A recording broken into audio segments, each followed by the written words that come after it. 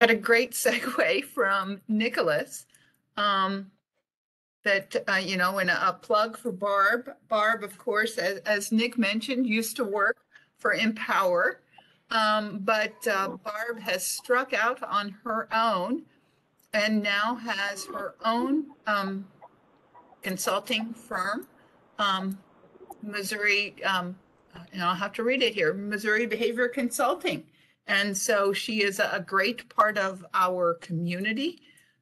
She comes to us with a variety of certifications and licensure. She's a BCBA, licensed behavior analyst, and an ASEC, just as Nicholas is. She has some great teaching experience as an adjunct for St. Louis University, taught a couple courses in behavior change and ethics, ABA integrative seminars, behavior assessment. Sorry, clearing my throat here. Barb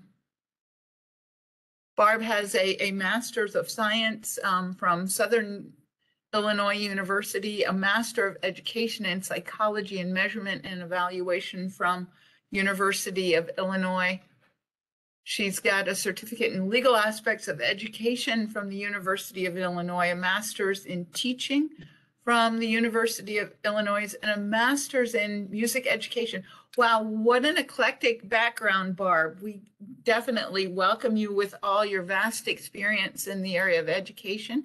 Want to also let everyone know that based on Barb's presentation, you can garner 1 ethics CEU for today. So we are very excited about that element within her presentation today.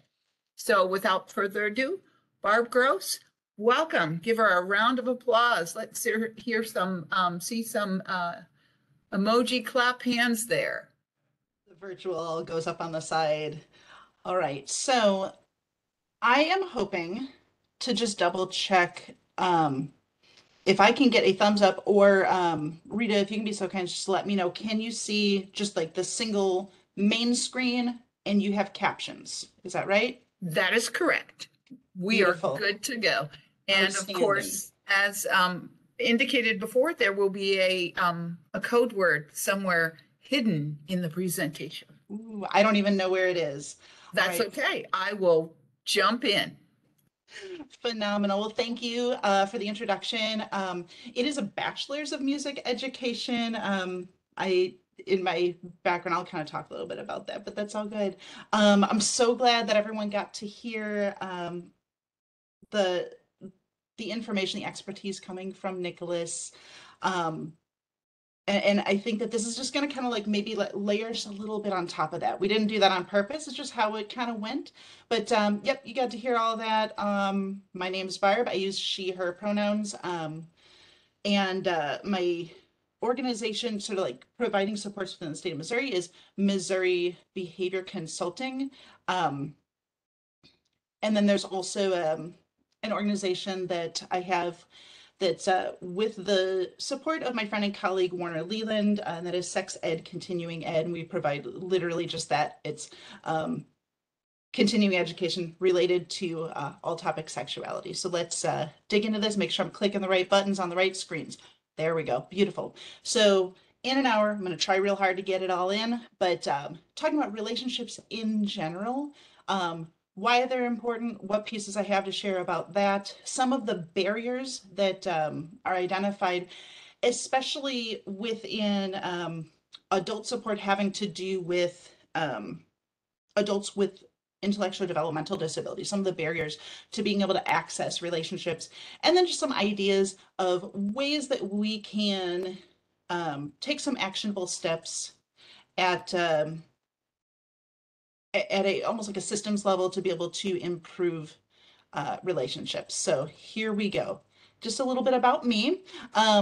So you already heard about all the letters and whatnot. Y'all, I really like school. I think I'm done. I think I'm pausing on that. I saw a question about the content. Yeah, I can absolutely share a PDF of the content so you can see that.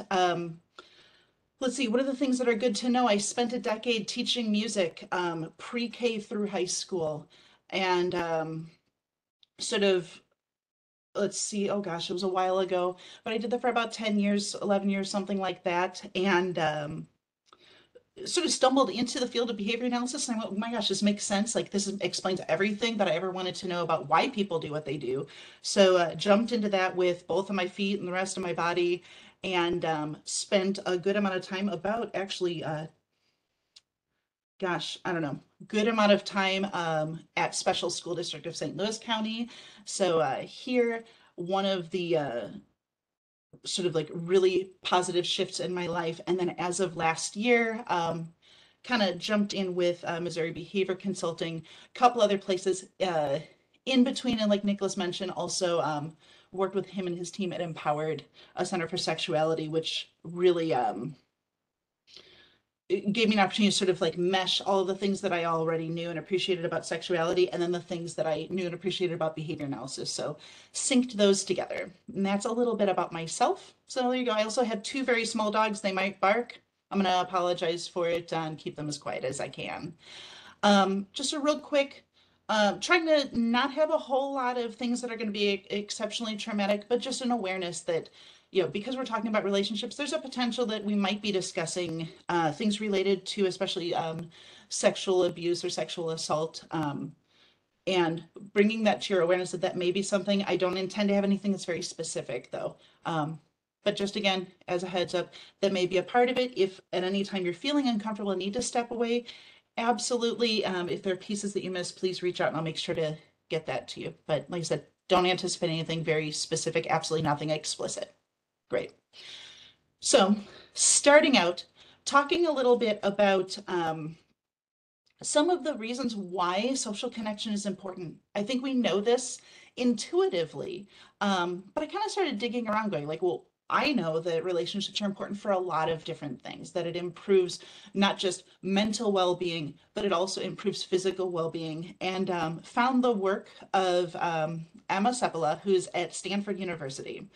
And they have a part of their um, university, so in the Center for Compassion and Altruism, so their research in that center, and she's sort of like identified these specific things, and I love the infographic. So again, we're not just talking about relationships are good because they make you happy, that it actually not just improves quality of life, but length of life, that it's not just strengthening your ability to have positive interactions with other people, but also like within yourself, that your self-regulation is improved. So I think that's a good place for us to start. It's important because it impacts every other piece of your life, right? So I think that was a great thing to say. But you know, we're going to be also, because we're talking about folks with intellectual and developmental disabilities, that we also need to talk about some of the places where this is a protective factor against sexual abuse and sexual assault. So if you're not aware of those statistics, they're pretty sobering. So in 2018, the Bureau of Justice Statistics aggregated all of the data that they had related to violence toward people with disabilities in general.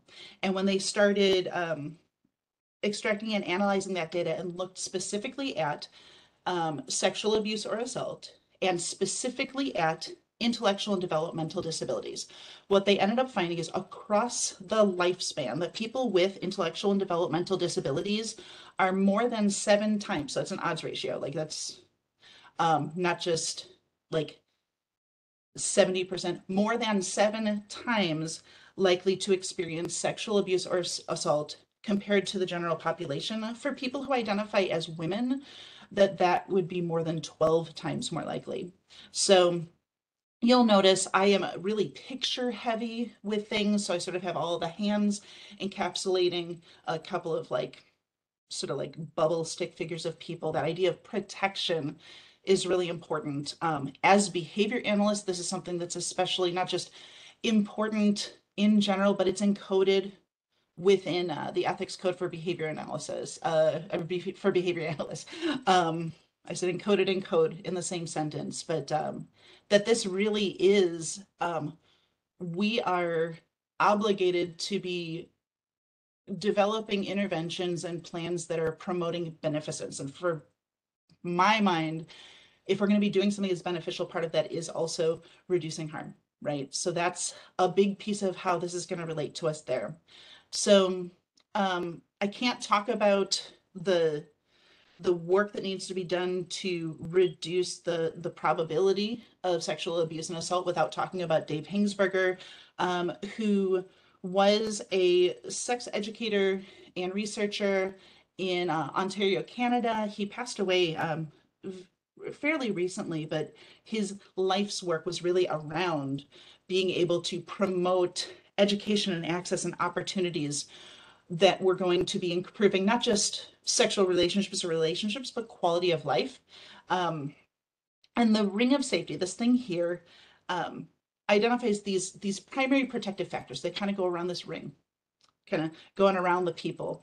And all of the words are sort of circling around, but the two I really wanted to point out are the someone who listens and opportunities for healthy sexuality. So these are things that are external that someone needs to have in place in order to have this happen. So again, bring this back to how this impacts behavior analysts. This is really, again, going back to the ethics code. It's going to be sitting like right in those first two core principles, that we need to be protecting the welfare and the rights of the people that we support, and that we also need to be respecting client self-determination. And if we're thinking about it that way, that part of our obligation is to be ensuring that we are respecting a client's self-determination, and that we're protecting welfare and rights, then it really needs to also mean that we're providing access to opportunities for that. So that's really what I'm going to be digging into here today. So there we go. Those two right there. And I think sometimes, and I do my best to give you image descriptions also. I don't do great with a lot of words on the screen. It becomes overwhelming. So I tend to be image heavy, but just so that you have an idea of what's on the screen. I was thinking about, when we're conceptualizing someone who listens, what are the things that go into creating environments where people are listening? That we have this idea it's going to be, sitting together and like reading a book together, or going out into, into the community and doing these fun, meaningful things, or, learning how to do different life activities. So on the bottom right-hand corner, that it's a caregiver and a young person who are like washing hands together.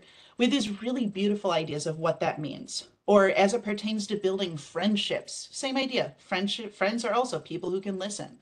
So I've established that those primary protective factors, having someone who listens, is a major thing.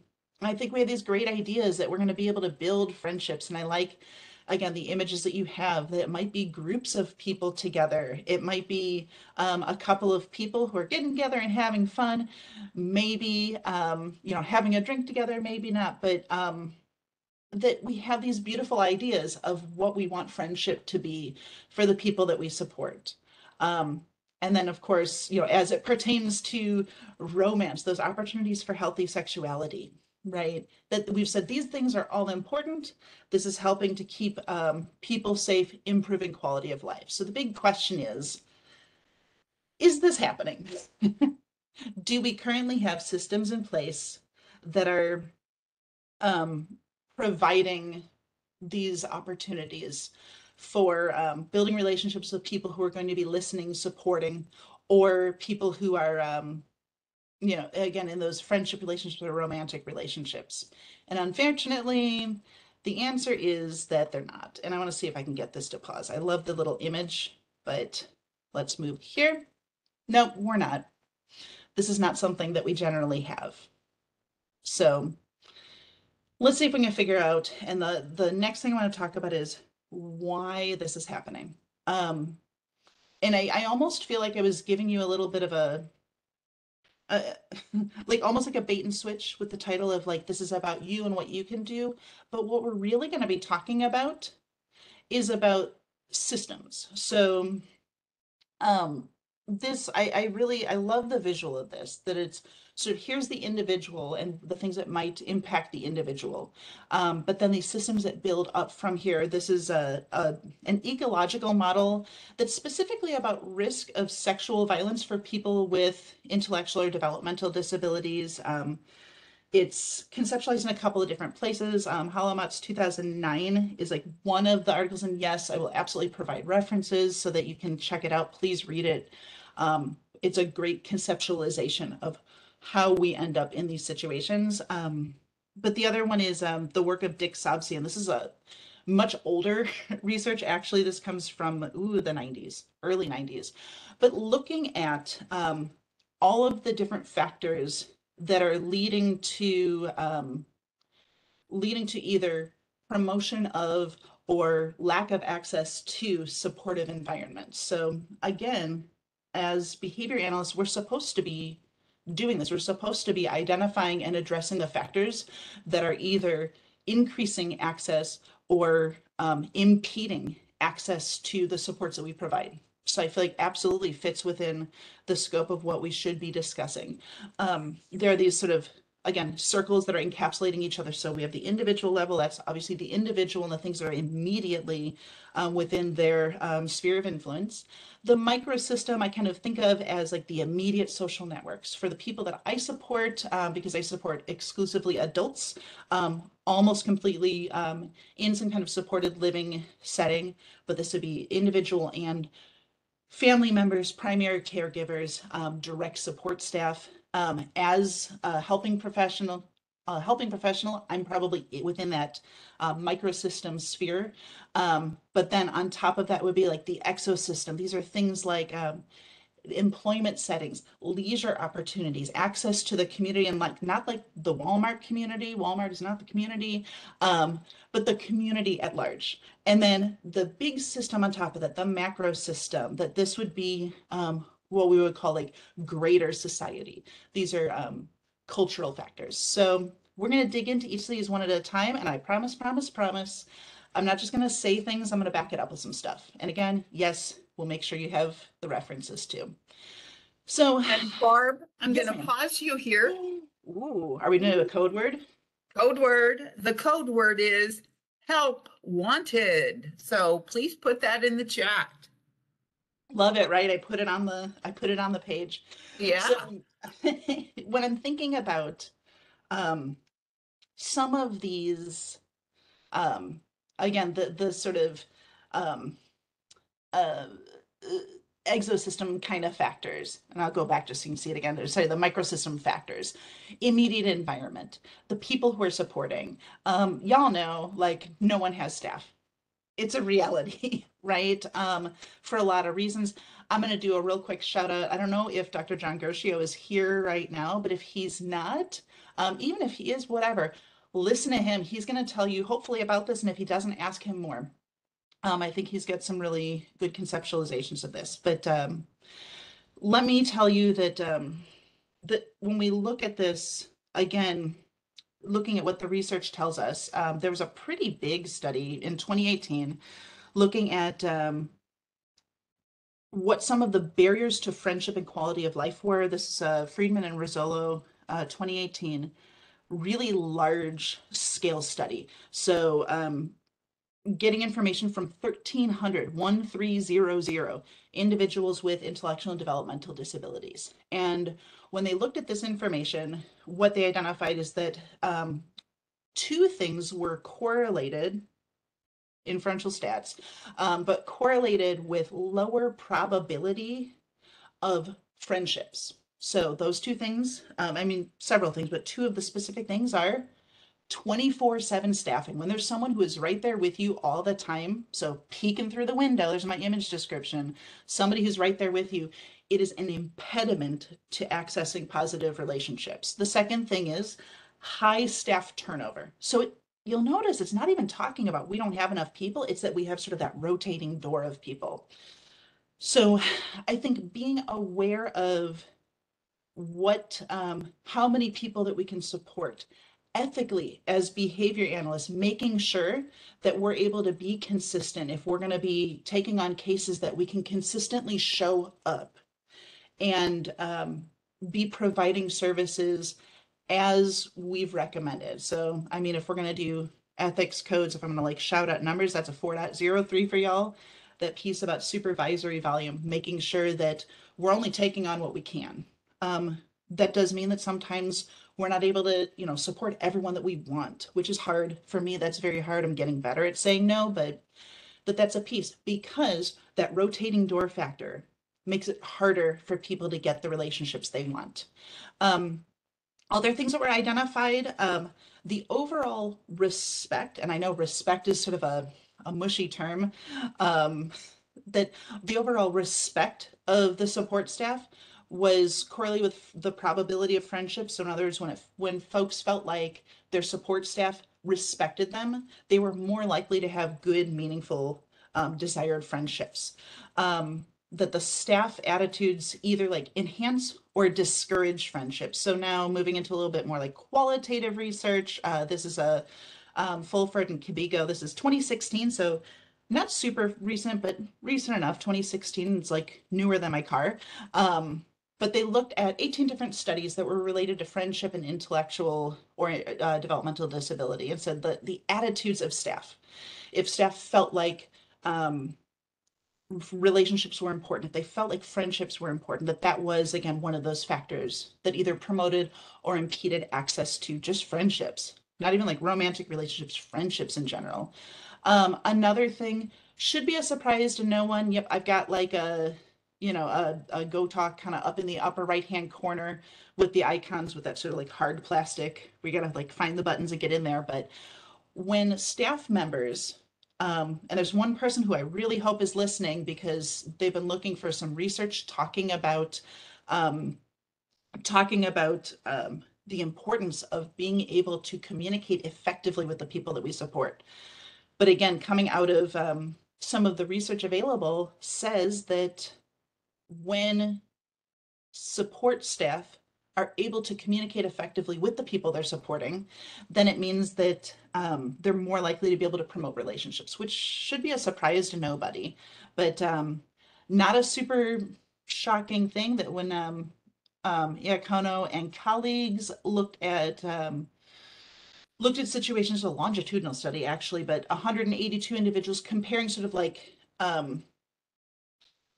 high communication need, low communication need for people with significant support, that when there was a high communication, so some complex system like augmentative communication or sign language, that when that was in place and the person who was providing support was not fluent in that communication system, that those people were less likely to be able to access relationships, which should be kind of like a no kidding kind of thing.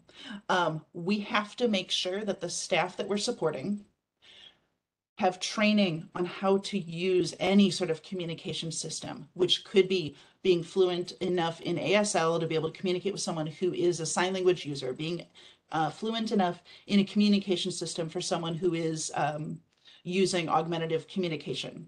That it might mean understanding like the idiosyncrasies of someone's communication style, that they may benefit from a little bit more concrete communication. All that stuff is going to be super, super, super important. And again, encoded in the ethics code. So go find 4.06 if you think I'm lying, because I'm not. So big deal things. But let's move bigger. So we're talking about the things that are sort of like probably within your immediate sphere. If you're a behavior analyst, you're providing staff training, you're providing caregiver training. Those are things that you should be looking at. But let's go a little bit bigger and looking at those sort of community leisure employment structures and how that impacts friendships and relationships. So one thing is having access to either, this is going to be interesting, either competitive employment or supported community employment, that there's a positive correlation with positive friend outcomes. So in other words, we don't want folks to just be sitting at home, that's as much as possible. But the thing I thought was interesting, it's they looked at also, and I'm not saying this is not going to be a discussion about types of employment and what's appropriate for each individual person, but what they did find was that sheltered workshops may, at a minimum, we're not promoting positive friend outcomes. Now, again, if we go and look at, there are a lot of factors that might be affecting that, but the supported community employment or competitive employment, that those are really the ones that we're enhancing access to desired friendships. But ultimately, the big thing was being at home by yourself does not get you access. Again, it's sort of like a no kidding thing. Um, but it's nice that I can actually give you some references about that. When friendships are limited to just the ones that are made at day programs, so bottom right hand corner, folks who are hanging out at a day program. So day program can be, they said, an effective way. This is the Fulford Kubigo study again. It can be an effective way to be finding people who have like interests, who would be great friends, and that those friendships should be encouraged and nurtured outside of the day program. So it's not like you just show up to day program, you see your friends, and you go home and you sit on the couch. That you can be nurturing that outside of that setting, and that should be something that we should be striving for. I'm going to go ahead, and this is one of my favorite pieces of the ethics code to talk about. I feel like this is probably my personal most cited outside of 2.01 effective treatment. But 2.19, here we go. We are supposed to be actively identifying and addressing environmental conditions. We're looking for barriers to effective treatment, and when they are there, we're either mitigating or eliminating. That is our job. I feel like that one I started really like yelling at people about when the pandemic started, that those were barriers. So we need to be finding the things that are making it hard for people to access those environments and either minimizing or eliminating. So cool, let's go more. I want to build even higher that, and this is just a random, this image was just a placeholder for me to be thinking about. This is a thing for me to be thinking about policy and how organizational policies can be impacting access to positive relationships. So when an organization, ready? This is, I love odds ratios because it's like this staggering number. When an organization has codified in some kind of policy support for building friendships, when it's part of the system, when it's a documented part, whether it's in a policy or some part of like, here's our plan and what we do, people are 18 times more likely to have positive friend outcomes. 18 times more likely just by having a policy that says, here is how we are building those relationships. Holy smokes. If you're not a policy, if you're not guiding the policy of your organization, that's something to be thinking about and talking to the people who do. It's something that I ask about when I'm out and looking for ways to be promoting relationships, whether it's romantic or friendship, that's something that we need to be asking. Do you have a policy in place for how you're promoting friendships, for how you're promoting romantic relationships? And if the answer is no, can we provide support for how to do that? Another thing that was identified, this is going back to that sort of thematic analysis that Fulford and Kubigo did. Should be a surprise to nobody, but having funding for transportation and policies related to getting access to transportation is another thing that can either promote or hinder access to friendships. I'm going to pop this in later. I'm going to have sort of my slides of what do we do, but I'm going to forget if I don't say it right now. I've been digging around on the St. Louis Metro website, and if you're in St. Louis County, there's some cool things that are happening right now. There's a program that's called VIA, and it's basically like Uber or Lyft, but it's done through Metro, and it's a $2 ride. It doesn't go everywhere. It's not perfect, but it's a thing that I just found. So making sure that there's, maybe policy about here's how we're promoting access to public transportation. Here's how we're providing training and support and access and funding for these things. I don't know why I didn't think of that a long time ago. And I recognize that, y'all who are elsewhere in the state, that's going to be a barrier. But there's nothing that says that all friendships have to be someone that you're meeting with face to face, sitting in a cafe or a bar or whatever, that we can be getting creative and looking for those other opportunities that are maybe virtual access or something. We got to get creative, but it needs to be put in writing somewhere. That's again part of what we need to be doing to be identifying those environmental barriers and knocking them down. Some other pieces that again are sort of like part of our larger systems. This picture just makes me think of my whole life. That it's things like excessive demands, staff having poor coping skills, low supervisory support. We already talked about the importance of making sure that we're only taking on the amount of work that we can in order to supervise effectively. It's back to that 4.03. I usually tell students like the early parts of the code, like your .01, .02, .03 are the ones to really, really, really make sure you know, for sure. But that piece is such a big deal. We can't take on things that we can't effectively and consistently support, because the part about staff having poor coping skills and having too many demands, and I don't think they're unreasonable demands. I don't think that it's unreasonable to ask direct support staff to make sure that they're documenting medication administration, that they're taking good data that we can use, that they're making sure that they are keeping financial records to be, not just protecting against potential financial abuse, but also making sure that we have, maybe some data to look at for ways to get creative with how to find transportation funds. But we do ask for a lot.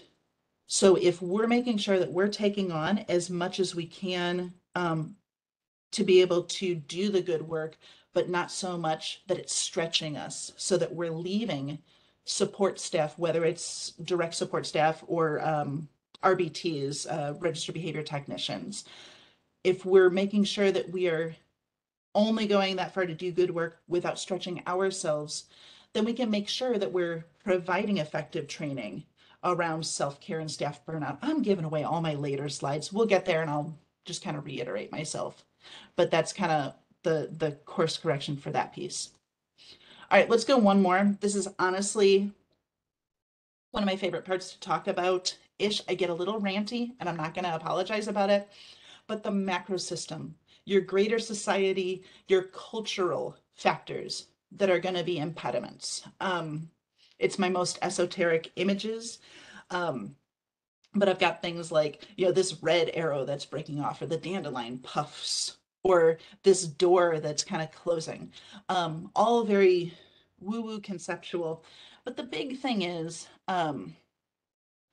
one of the great outside factors at a cultural or societal level that impacts the ability of individuals to be able to access positive relationships really is rooted in ableism. It's society devaluing disability and the attributes that are related to disability. It's sort of like my not great definition of ableism, but when we are reducing value related to attributes related to disability. I said that word wrong. Attributes. There we go. That is actually making it so that it's harder for people to be able to access positive relationships, because we've already decided that there's something different or other. The other things, sort of a smaller study. There's a study, it was actually 48 siblings of people with disabilities and their perception. So what they ended up seeing was that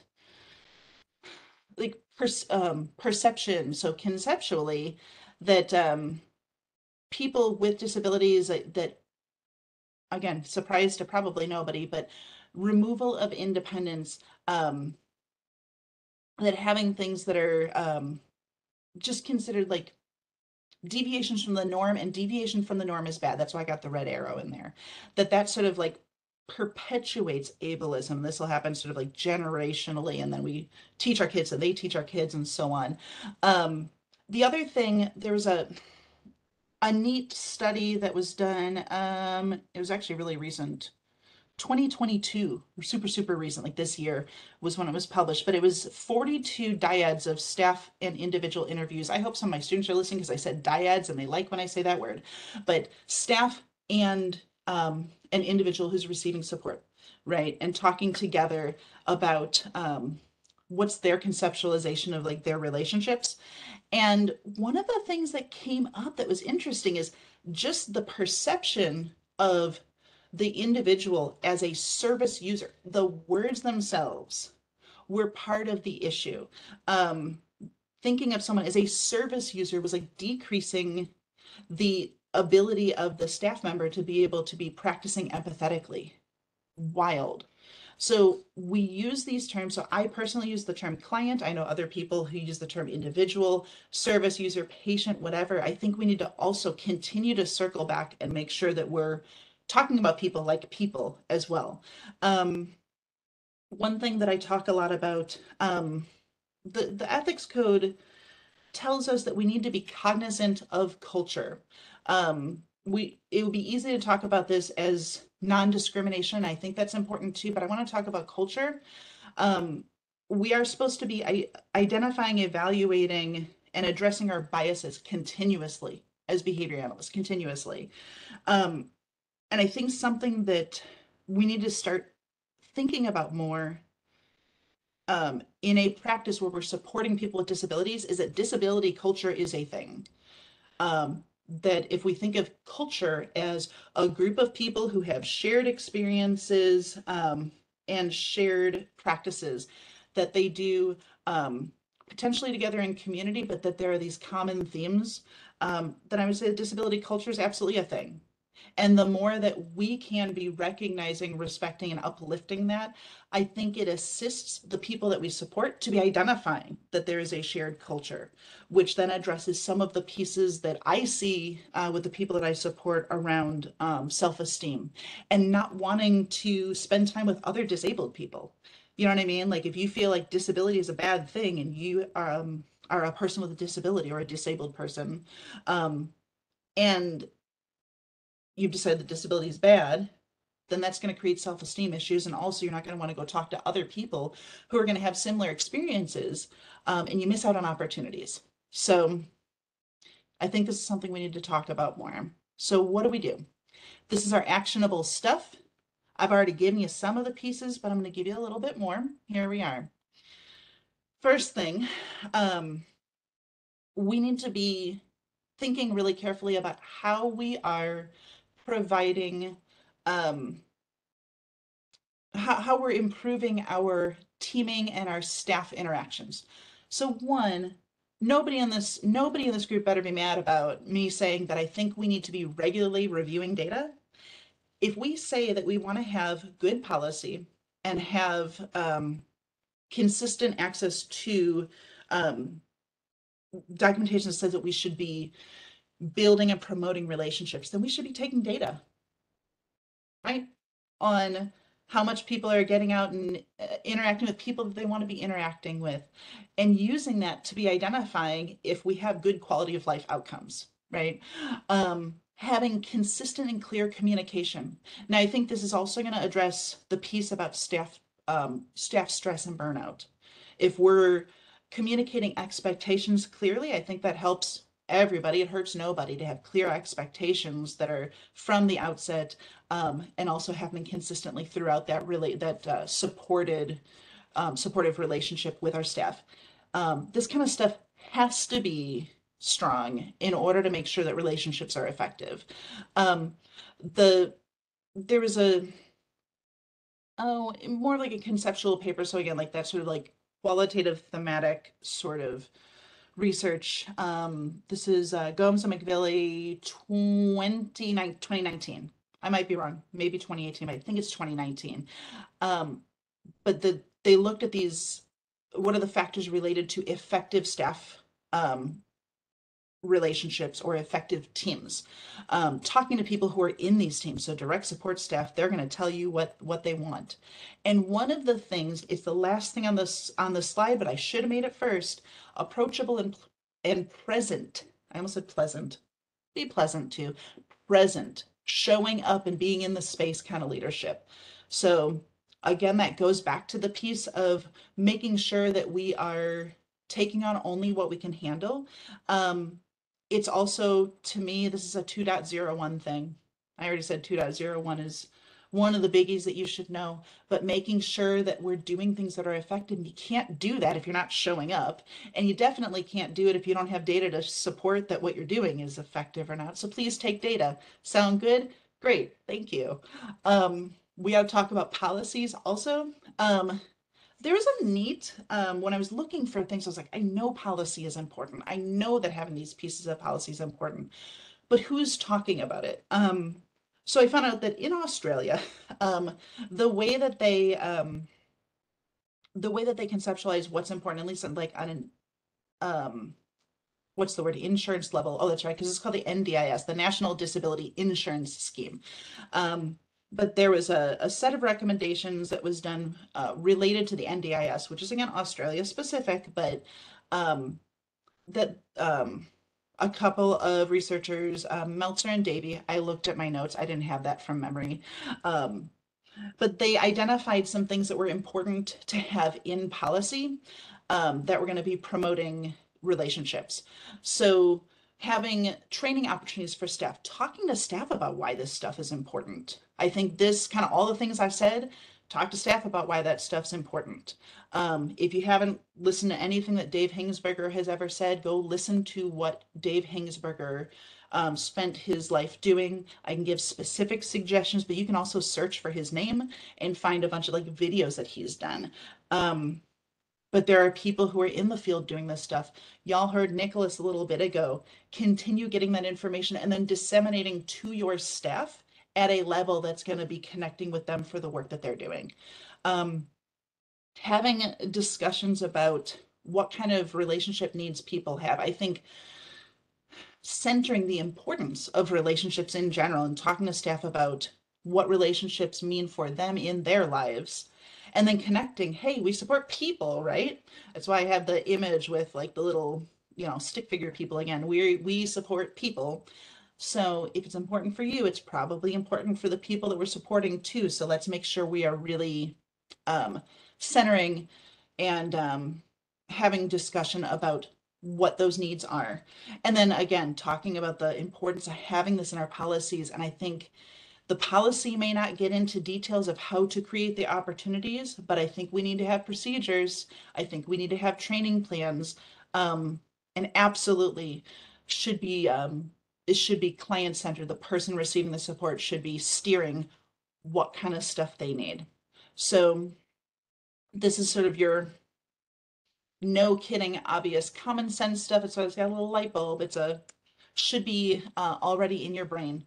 But again, if we're saying all that stuff I said before is going to promote or hinder, then these are other things that should be kind of obvious.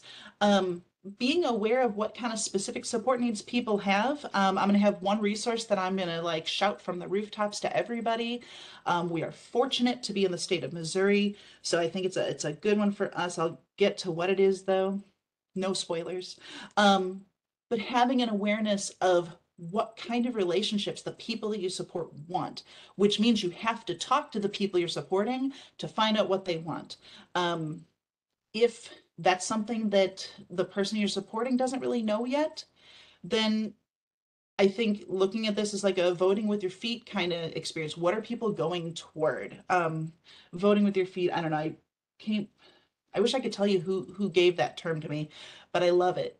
But the idea of just like free operant, where are you going? How are you allocating your time?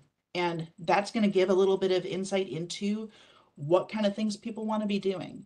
And then we already established that having good self-care is going to help staff to be able to support effectively. Same thing applies for us, that's going to be real important too. So I'm not the person to talk to about self-care. Y'all, I try real hard.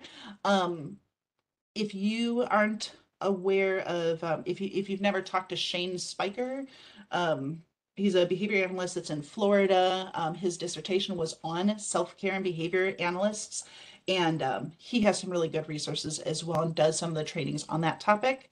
So I think that would be a really good place to go to. Let me give my shout out for the resource that we have because we are fortunate to be in the state of Missouri. So this is a non-solicited plug for charting the life course or life course tools. this is just one of the visuals for it, but it's a framework that can be used at all levels across the lifespan, but looking at all of the things that sort of contribute to quality of life. I'm a huge fan of it. I use it in my planning for assessment. I use it ongoing. The people that I support, that this is a conversation tool, but it's also a planning tool, and it's also a tool that we use. Thank you for sharing the link. This is a tool that we use as well to be able to evaluate, are we headed in the right direction? I think this also ties in that piece of values that's so, so, so important. But it also ensures that relationships are centered in planning for all of the pieces of things. So I do want to make sure we got a little bit of time if there are questions or thoughts or whatever, but I'm going to make sure that you have, here's me. That's it right there. It is Barb, B-A-R-B, at the longest email address in the world. Mo, like the state of Missouri, behavior, in the Americanized version, consulting.com. Thank you for putting that in the chat also. Like I said, I've got 1, 2 pages of references that I'll make sure you have as well. So I'm going to turn that off so that I can see your faces. And I think that I am not sharing my screen anymore. So rad. There we go. Now I can see everybody. That's correct, Barb. Your screen is not being shared, but we can open it to questions. Please do. I know I kind of talk like Oh, that. I loved it. I loved it. I'm gonna give everybody the prompt when it's time. We got a couple more minutes. Yeah. But go ahead, people, ask those questions. I see some, and I'm checking the in the chat to see if there's anything specific. Yeah. And I'm going to say something that I recognize, I'm very, very aware of. Part of why I started the organization that I did is because I felt really passionately about doing as much as possible to be able to support statewide. I know that, like, being currently like in this space in St. Louis County, that there are resources that y'all who are out in like Monroe City do not have, that y'all who are out in Sykeston do not have. I know, I'm aware. And I think that if you're a behavior analyst who is not aware of that, then I think that we need to do a better job talking across the state and identifying that and maybe problem solving more. I think there are some good systems that we can build. Moaba is a good one to be able to hopefully pull people in from across the state to talk together about what we can do. So, Barb, I loved your systems orientation. Thank you so much. yeah. And again, please, if you have questions for Barb, put those in the chat or just unmute. For sure. And I saw a question about if there are strategies to share about why making them can improve. So I'm thinking it's a two-part question. Strategies for how to do it, but it reads more like strategies for like how to explain the rationale. I think I'm gonna low-key cite Nicholas, something he brought up at the end of his conversation that applies here as well. Tying things back into values is going to be important, right? And talking about how we're all here to be supporting people, right? This is a time where I do think that bringing up the data is going to help. Like I said, I'll make sure we have references, but also this is a Googleable thing as well. I do a lot of my research starting in Google Scholar and then building from there. And then, looking for the things that are going to be, meeting the level that I want. But I'll have a little bit. Another thing that I would say that I think that we need to do is looking at sort of, because ultimately it is, the human services industry, but with that focus on industry as it is, that services need to be sustainable. So I'd be curious. I don't have an answer for this, but I'd be willing to hypothesize that having policies that are going to support relationship building is going to reduce some of the quality of life concerns that potentially lead to, this is conjecture, but somebody do the research and then tell me if I'm wrong, because I don't think I'm wrong. I think it'll help reduce some of the outcomes that cost money. I think if we have better relationships, that's going to save money overall. So I'd hit people in their pocketbook personally. I see a follow-up question. So if you're going to tell me, here we go. Yes. Hi. So I think that a lot of what you said about tying it to values and relating it to data can be really helpful. So how can we start thinking about what policies really need to be created and not finding just like, wasting our time with writing a policy for every little tiny thing? Like, how do we know the difference between what a helpful policy could be and then feeling like we're just checking off a box that we have it in place? That's a good question. I think that the first thing that I would guess is that we need to start out by looking at what policies are in place in general, what the motivation was behind putting those in, right?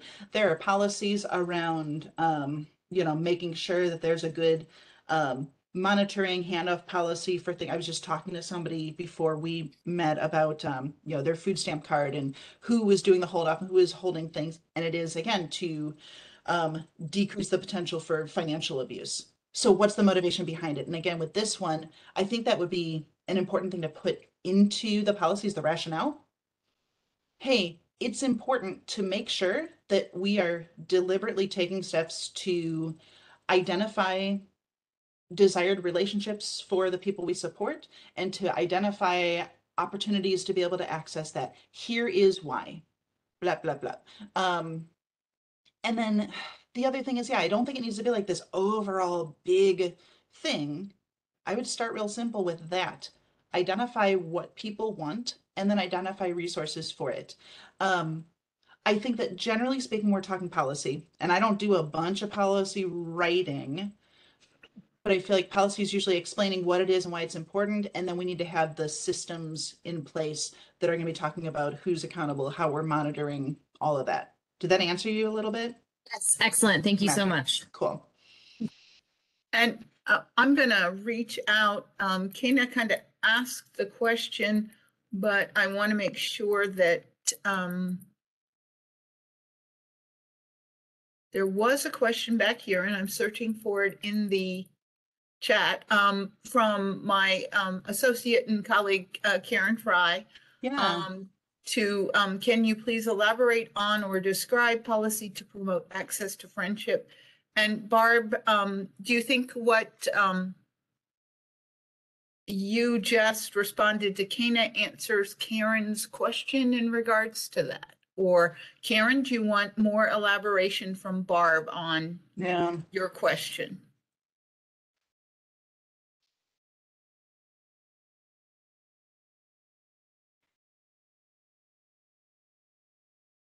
Hey, this is Karen. Thank you. Hey. Yeah, Barb, what you just said did kind of answer it a little bit, and I'm in a position where I might be able to write policy with my agency, and I think this would be well received.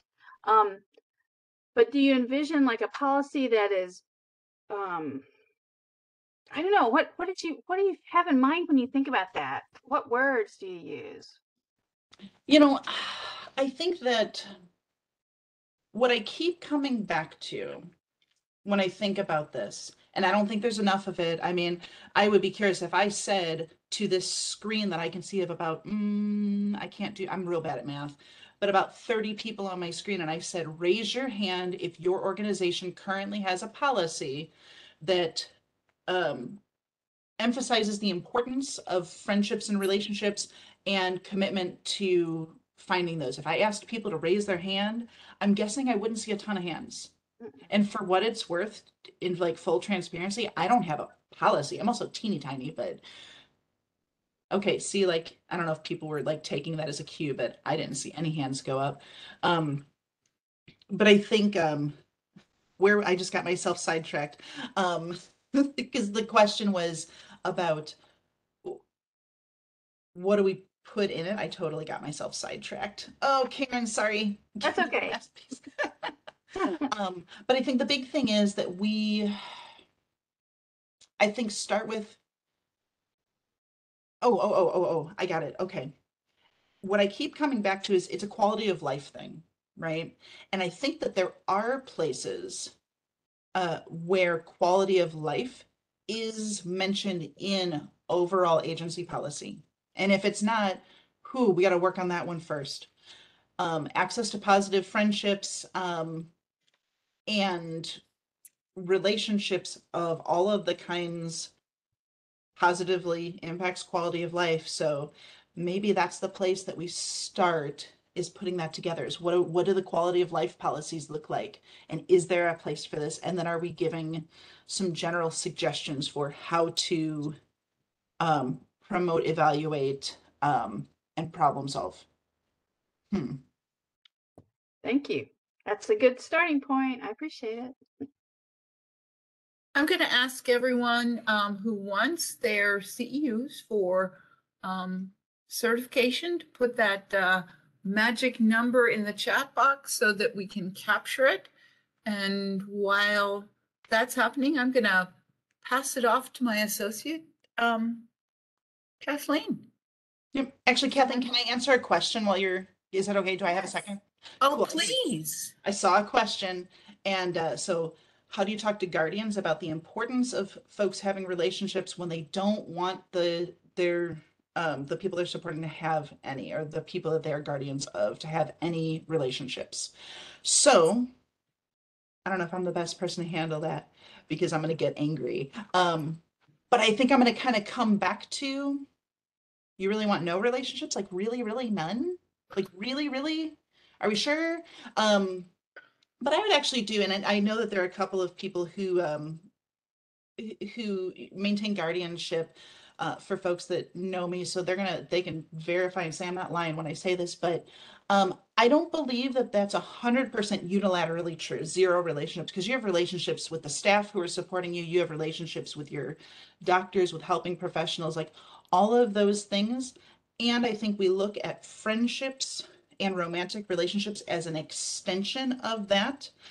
And if that is not connecting, that relationships are all of these different things, then I think we bring up the data, that evidence says that if you are impeding somebody's access, and I didn't talk about this, but if you want I'm just going to go there. If you are limiting someone's access to friendships, to romantic relationships, they're going to do what they can to try to find it, which means they're probably going to try to find it in a way that's going to be dangerous, or in a way that's not going to be effective. So let's talk about ways to be able to, let's figure out what the real problem is and come up with ways to be able to actually get people that effectively. So I think Anna maybe had a question. Anna, did you have a question, or?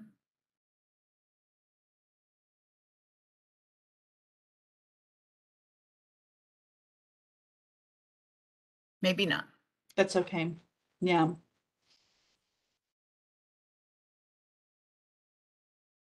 I was kind of looking through, so, okay. Thank you for And- your commitment to answering folks' questions and for your great presentation today. We really appreciate your time. I think this has been a really wonderful first day of our summit, and I am excited to continue tomorrow morning at 9:30 with Dr. Paul Gavani, followed by Dr. Groshio, who Barb mentioned earlier. Yeah. And at 11:30, we will have an agency recognition presentation, and it'll be a great opportunity for you to hear about all of the great tiered supports that are happening across the state. So thank you for joining us today, and I hope you have a wonderful rest of your day. Thank you.